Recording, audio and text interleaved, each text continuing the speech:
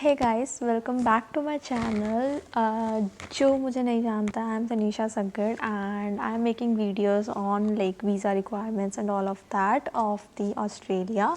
सो जिसने मेरी वीडियोस पिछली वाली नहीं देखी, डू चेक आउट। उसमें मैंने अपनी फ़्लाइट की journey from India to Melbourne मैंने शेयर की है, एज वेल एज मैंने बहुत स्टेप बाय स्टेप अब complete process of Australia visa की रिक्वायरमेंट्स कौन कौन सी है वो आपसे शेयर की हैं। Do check that out. Okay, so in this video मैं आपको बताऊंगी कि मेरी फुल प्रोफाइल क्या थी। मुझे इतने सारे कमेंट्स आए कि आपका वीज़ा आ गया क्या, ये वो।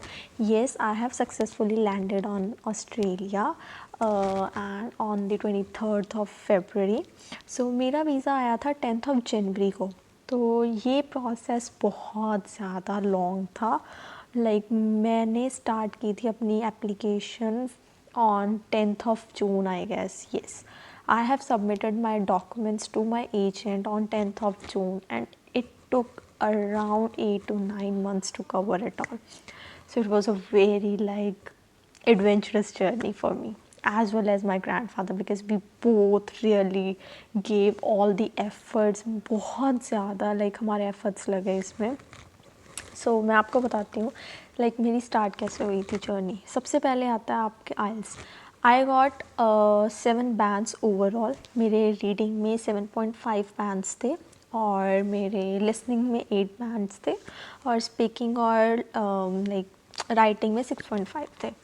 तो उसके बाद जब आपकी आइल्स की रिक्वायरमेंट कंप्लीट हो जाती है, फिर आती है अगर आपने बैचलर्स की होती है तो हर मुझे ना बहुत सारे ऐसे कमेंट्स आए कि +2 की मार्क्स की रिक्वायरमेंट क्या है। सो इसका आंसर मैं यही दूंगी कि आपकी ये यूनिवर्सिटी पे के बेस पे होता है। हर यूनिवर्सिटी की अपनी रिक्वायरमेंट होती है, ये आपको उनकी वेबसाइट पे जाके चेकआउट करना पड़ेगा। और अगर मुझे ये कमेंट्स आप करोगे कि हमें पूरी टॉप यूनिवर्सिटीज़ की जो रिक्वायरमेंट्स हैं वो बताओ, तो I make a separate video for that as well. So इस वीडियो में हम सिर्फ मेरी वीज़ा की प्रोफाइल की बात करेंगे और जो जो मैंने चैलेंजेस फेस किए हैं that I share it with you. Okay, so उसके बाद मैंने +2 अपने normal Sacred Heart Convent Senior Secondary School से कंप्लीट किया था और मैंने की थी bachelors of technology in computer science engineering. So उसमें I scored overall 9.2 CGPA overall.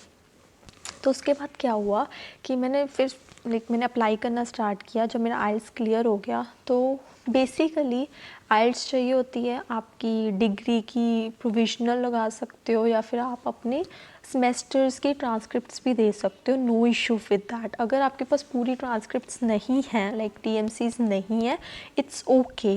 6th तक भी आप लगा सकते हो अपनी 7th 8th लास्ट सेमेस्टर्स की अगर आपके पास नहीं है देन इट्स ओके। फिर अगर आप अप्लाई कर देते हो, पहले क्या होता है आपको यूनिवर्सिटी सिलेक्ट की थी। मैंने यूनिवर्सिटी सिलेक्ट की थी, मैंने 3 यूनिवर्सिटी सिलेक्ट की थी बेसिकली। लाट्रॉप की थी, स्विनबर्न की थी और डेकन की थी। डेकन में बेसिकली क्या था, वो ना बहुत ज़्यादा लॉन्ग प्रोसीजर ले रहा था। मतलब वो भी चल रही थी, मेरी 2 पैरेलली चल रही थी, स्विनबर्न और डेकन। फिर बीच में आ गई लाट्रॉप यूनिवर्सिटी। लाट्रॉप यूनिवर्सिटी के साथ मेरे साथ क्या हुआ, तीनों ने मेरी ऑफ़र लेटर मुझे भेज दिया था। But the thing is La Trobe University ने जब मुझसे फ़ंड्स वगैरह मांगे तब मेरे साथ क्या हुआ, मेरे फ़ंड्स मेरे फादर की जो ITR थी वो 50,000 कम थी। जितनी इनकी मिनिमम क्राइटेरिया होता है, इनका 12 लाख आपको शो करना होता है और मैक्सिमम आपके जो ITRs होती हैं वो पेरेंट्स की होनी चाहिए। तो मेरा क्या था, बेसिकली 50,000 से बस कम थी और लाट्रॉप ने मेरी वो रिजेक्ट कर दी थी। मुझसे विड्रॉ कर ली थी अपनी एप्लीकेशन। तो उसके बाद आई डेकन। डेकन के क्या इशू हो रहा था मेरे साथ कि उसकी मैच ही नहीं करी थी। बहुत ज़्यादा वो डिले कर रहा था just because of may be कि उनके पास एप्लीकेशंस ज़्यादा थी और I don't know what the reason was. तो मेरा चल रहा था मेनली स्विनबर्न के साथ ज़्यादा।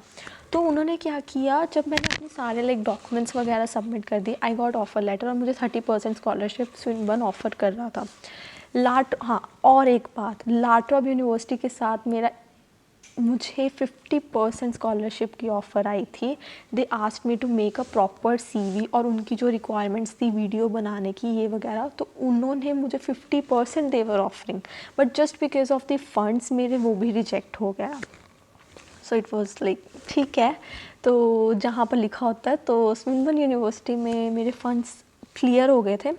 फंड्स में मैंने बेसिकली क्या लगाया था, अपनी एफडीज़ लगाई थी, अपनी बैलेंस सर्टिफिकेट्स लगाए थे और अपने बैंक स्टेटमेंट्स।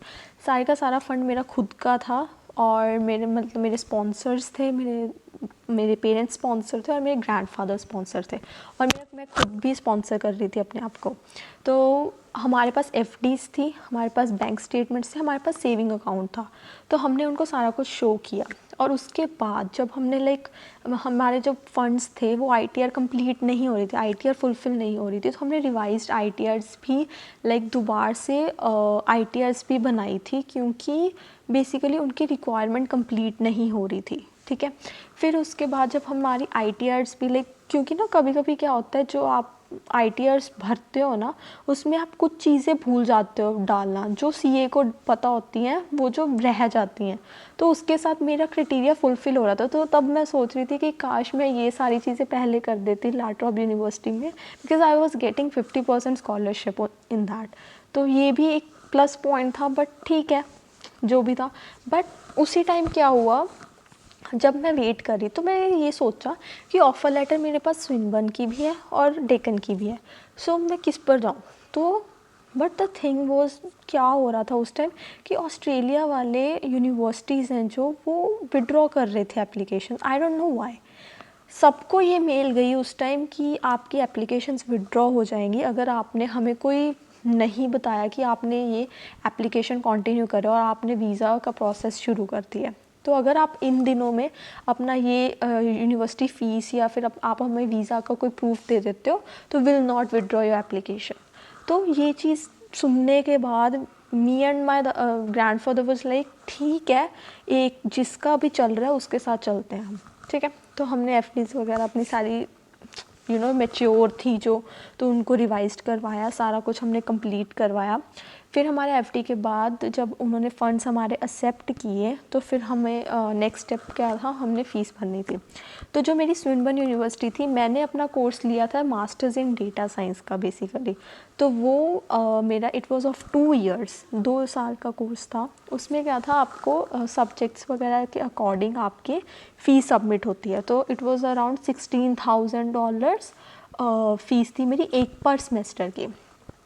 तो हमने उस फीस की प्लस OSHC मतलब मेंबरशिप होती है वो भी आपको सबमिट करनी होती है, वो भी फ़ीस लाइक उसका क्या था, उसके भी अराउंड $1,500 थे उस फीस के भी। तो आपको ये दोनों फ़ीस सबमिट करनी होती है। जब हमारे फ़ंड्स लाइक ऑफ़र लेटर आ गई, फ़ंड्स क्लियर हो गए, अब COE के लिए अप्लाई करना था। COE के लिए मैंने अप्लाई कर दिया था, मेरा ये प्रोसेस हो गया था नवंबर में। बट फिर क्या हुआ उसके बाद, लाइक जब फंड्स नहीं हो रहे थे ना, तो I was completely disheartened because इतना डीमोटिवेट हो गई थी कि नहीं होने वाला ये सारी चीज़ें। फिर एकदम से उन्होंने अप्रूव किए, एकदम से उन्होंने स्टार्टिंग में बोला कि अभी फ़ीस वगैरह आप सबमिट करो इस पे। तो हमने फ़ीस भर दी थी कि लेट्स जस्ट होप कि सब सही जाएगा। तो ये नवंबर में जाके हुआ था, जून से लेके नवंबर तक we were like on hope कि पता नहीं होएगा, पता नहीं कि नहीं होएगा, ये फ़ंड्स क्लियर होएंगे। बिकॉज ऑस्ट्रेलिया में basically funds is the most crucial step जो मुझे लगता है। अगर आपके फ़ंड्स ठीक हैं, no matter how much percentage you have in your academics, कोई फ़र्क ही नहीं, ये फ़ंड्स के ऊपर चलते हैं सिर्फ। अगर आपके फ़ंड्स अच्छे हैं तो आप ऑस्ट्रेलिया आ सकते हो, that's it what they mean, जो मुझे लगा। फिर उसके बाद हमने फ़ीस वगैरह भर दी थी और फिर COE मेरी अराउंड 1 वीक और 2 वीक्स के अंदर आ गई थी COE। जब COE आ जाती है फिर आपको क्या होता है, मेडिकल करवाना होता है अपना। मेडिकल में क्या हुआ था, मेडिकल की मैं फुल जर्नी बताऊंगी अपनी। एक मेडिकल में अपना जो भी डॉक्यूमेंट्स लेके जाने होते हैं, आपको एक हैप ID मुझे जनरेट करके दी थी मेरे एजेंट ने, और वो अराउंड हो जाते हैं। और मैंने सेंटर अपना मोहाली में लिया था क्योंकि वही मेरे नज़दीक पड़ रहा था। तो मैंने अपना सेंटर चूज़ किया, वहाँ पर जाके मेडिकल करवाया।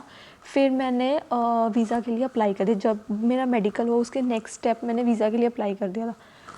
बट द थिंग इज़ वो भी इजी नहीं था।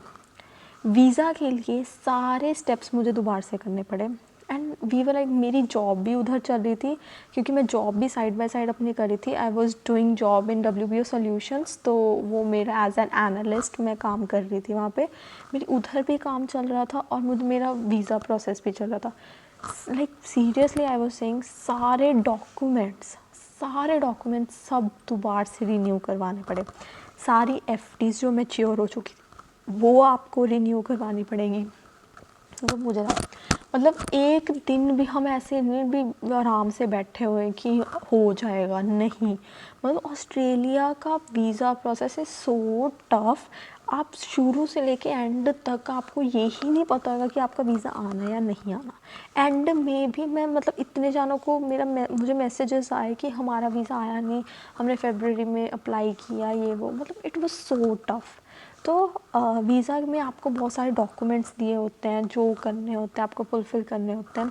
वर्क एक्सपीरियंसेस वगैरह बताना होता है, तो वो भी मैंने बता दिया था कि हाँ मैंने ये काम किया हुआ है. ट्रैवल हिस्ट्री कोई नहीं थी मेरी, और मैंने लाइक CV अपलोड करना, अपना रिज्यूमे अपलोड करना, तो अच्छा सा. और SOP मैं बताती हूँ. SOP मैंने बनाई थी, मतलब खुद बनाई थी अपनी SOP.